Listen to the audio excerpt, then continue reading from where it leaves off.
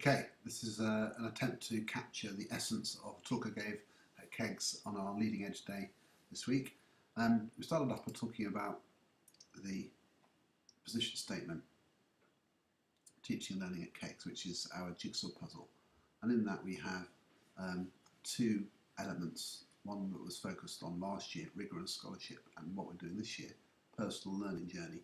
And really what I'm trying to say is that these two things seem opposed on one level but are completely interlinked. The rigour and scholarship is all about deepening the academic discipline and learning for each of our students and making sure we understand what that looks like in our subject.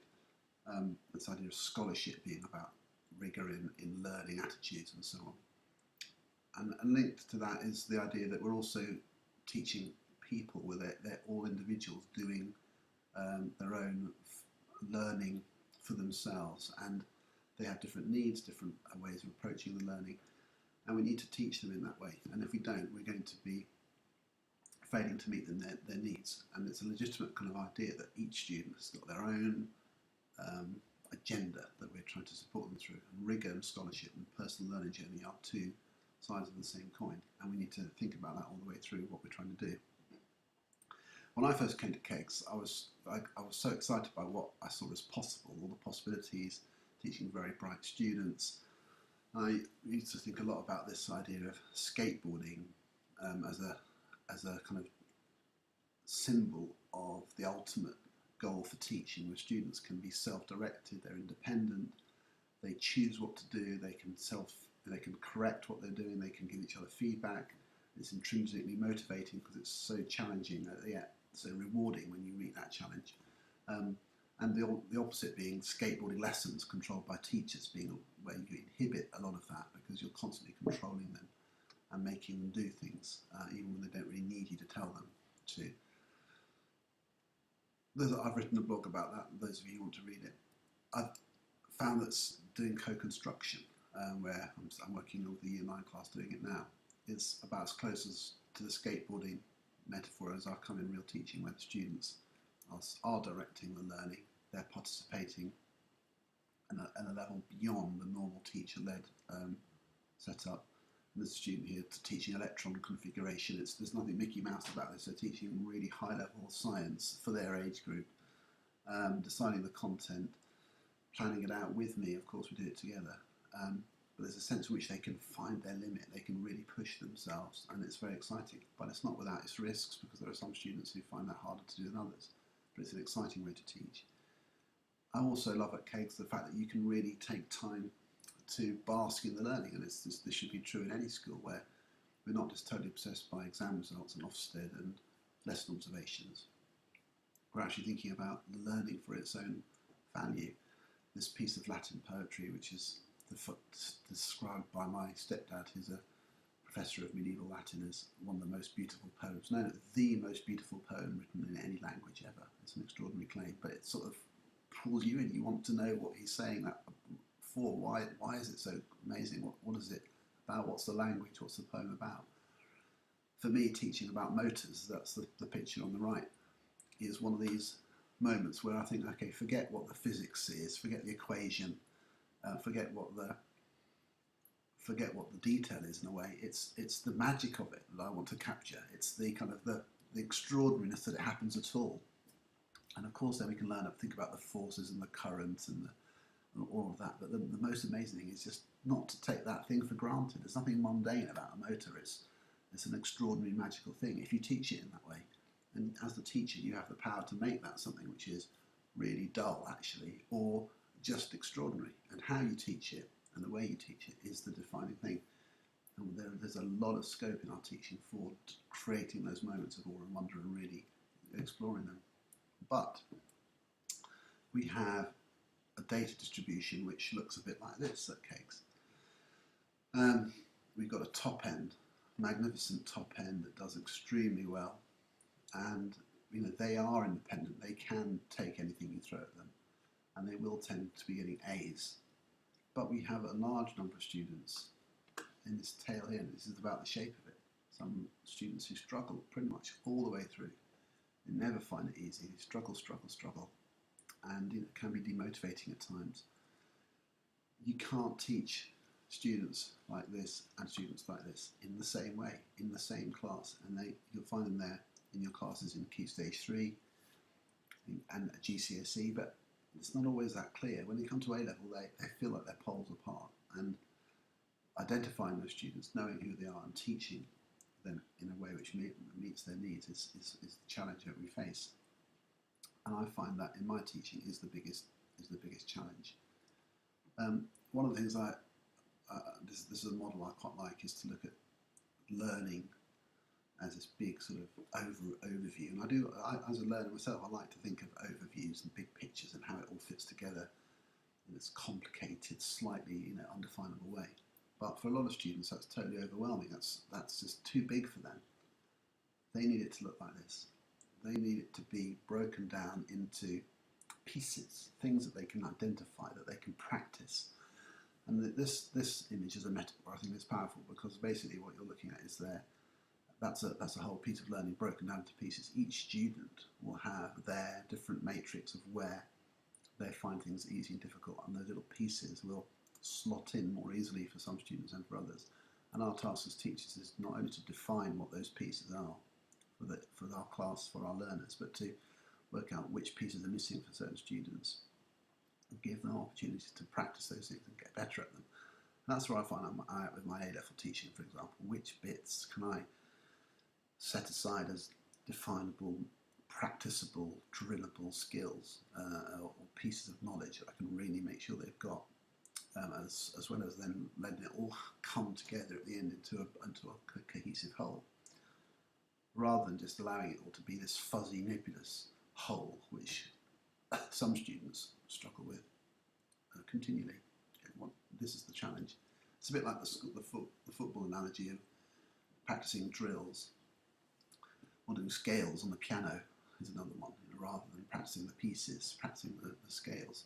Here it's practicing the drills rather than always playing the full match. But of course then you also need to play the match as well. You need to apply that knowledge to different situations to challenge the students. So you can't just do one or the other. But it's about the balance of time that you give, and also then thinking about this. It's different for different learners. So once you've even thought about what's drillable and what's the big practice challenge scenario, which students need it more than others. And we still tend to, as a default mode, teach all in a straight line. We need to have more lessons which are more flexible, where some students are off doing this and others are off doing that. Some are getting more support, doing more drills and practice it, whereas others are perhaps doing more leading learning or open-ended problem solving and so on, because one size doesn't fit all. And again, I think I need to work on that myself a lot. I'm sure a lot of us do. It's difficult, and it's something we need to think about. Another area of this is just a model about the differentiation isn't just about what you see in your lessons. Each lesson we teach is fed into by students, or they're brought with you from their last lesson, and it's kind of how much survives from last lesson and how much they're going to take from this lesson into the next. It will depend on this here, life beyond the classroom. It's sort of out of your control. We need to be mindful of it. Some of our students live in situations where the resources that they can draw on are far more limited than other students. Not everyone can go home and sort of make physics jokes with their dad or read poetry with their parents or something. And some of ours do that. They'll be talking about politics and the Large Hadron Collider. Other kids will go home and they're the one who knows all that stuff, and their parents can't really participate in those conversations, and they're on their own. They don't know. They don't have the same resources, the same support network. You can't just dump them in and say sink or swim, off you go, and be disappointed that they don't turn up the next lesson with everything sorted to the same level someone else did. We need to anticipate those things and help them through and be conscious of that as part of our planning and differentiation. It's the same with this thing here. I don't want to take too long on this one, but the time it takes to learn changes. Is different for different people. This processing bubble takes a long time for some students. You tee up a bit of an idea, they process it, and then the landing is when they finally got it and they finally cemented that learning. That can take radically different times for different learners, but it doesn't necessarily mean the end point is less. In fact, it can mean a deeper learning for the student that takes longer over it. So again, giving students the confidence and projecting that confidence to them. Yeah, you might not be there yet, but you're going to get there. Is something I think we need to work on, and not just celebrate the quick, the fast learner as the best learner. And I think that's a mistake sometimes that we make. Testing is something I'm celebrating a bit at the moment because I'm finding this is very helpful in terms of identifying which of these learners are which. And one of my theories at the moment is that some of the students are good at masking their true understanding when they are only assessed through kind of organic bookwork, discussion, oral question and answer. And tests are when or formalised assessment moments are when they really have to deliver. But then you have to turn it into a formative process. So making these sort of tests or assessments formative is the key, because I think they really show the true colours in, and you can identify students who, when they're just on their own, you can really see what they can do. So let's use tests formatively and use them in that way. Some stuff to look at. John Hattie, please watch this video and watch it all the way through and take heed of the message at the end where he's saying, look, you can't just reflect on your learning and say, I know how my lesson went, because without really knowing how you could be wrong thinking that a lesson went well or badly. You need to have methods of interrogating that, looking at progress, looking at the student's work, and question how you know what you know, and making sure, and the simple idea that clear learning intentions and success criteria is something which, again, need to think about that. Are we always clear about exactly what it is the students are supposed to be doing? We looked at this video, which ends with this slide here, which shows the story of Austin going through the redrafting process through critique and getting the feedback. So at the end, he draws this fantastic butterfly here. And the thing to draw on here is that Austin, the same boy who drew this one at the beginning, could do this. This is the same student. And what if the teacher had just accepted, draft 1 or 2 or 3 as, right, that's it, Austin, thank you very much, well done.